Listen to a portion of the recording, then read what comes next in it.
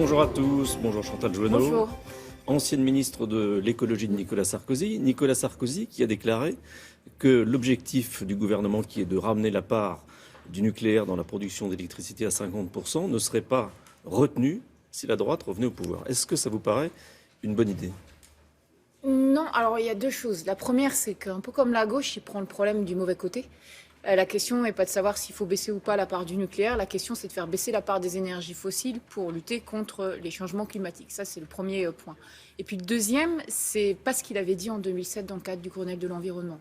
C'est-à-dire que dans son discours de clôture, on avait pris l'engagement de dire, comme les énergies renouvelables vont augmenter, naturellement, la part du nucléaire va baisser. Et c'est cet objectif-là qu'il faut tenir. Parce que quand il dit on va maintenir le nucléaire à 75% de sa part dans le total des énergies, aujourd'hui il est à 77%, ça veut dire qu'en réalité on ne va rien changer. Donc il a changé d'avis. Donc il a changé d'avis par rapport à 2007, en tout cas par rapport aux engagements pris en 2007, oui. Et quand il dit par exemple que la fermeture de Fessenheim, c'est une erreur historique, est-ce que là aussi, vous pensez que c'est une erreur ?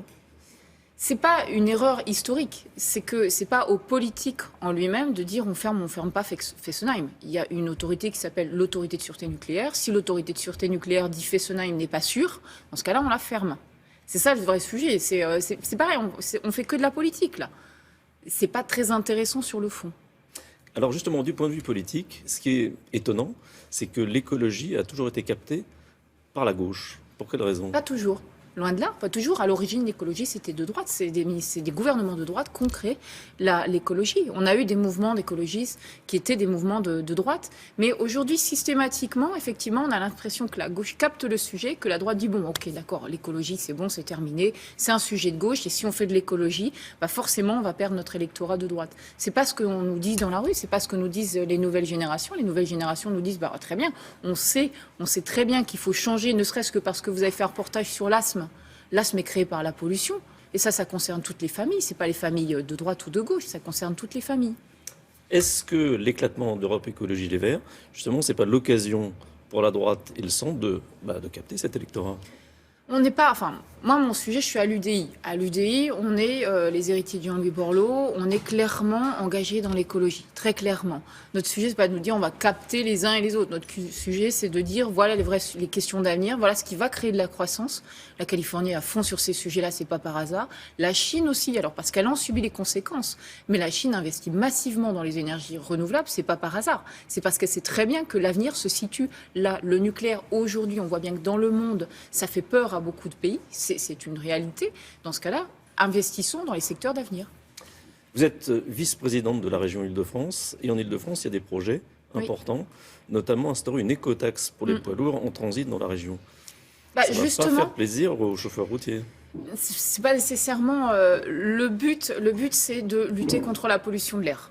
Voilà. Parce que les Franciliens sont les plus touchés en France et que ce sont surtout d'ailleurs les plus défavorisés qui sont très touchés. Donc le but, c'est de dire tous les poids lourds qui traversent juste notre région, pas pour y travailler, mais juste pour la traverser, ces poids lourds doivent payer une écotaxe. Et ça me semble absolument juste parce que c'est le principe pollueur-payeur. Et vous ne pensez pas qu'il y aura des blocages ? Il y aura forcément des blocages, il y aura forcément des contestations routiers, comme à chaque fois. Comme à chaque fois. Est-ce que c'est une raison à chaque fois pour renoncer et pour dire c'est pas grave, on va payer à coût effectivement de compensation, de médicaments, Non, il faut traiter le problème à la source. Le problème, c'est la pollution. Alors, vous publiez un livre sur Internet qui s'appelle 2037, la société des possibles. D'abord, pourquoi sur Internet ?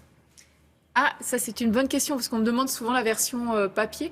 Sur Internet, sur numérique, parce qu'un roman c'est normal, c'est figé, c'est une fiction, ça a vocation à rester.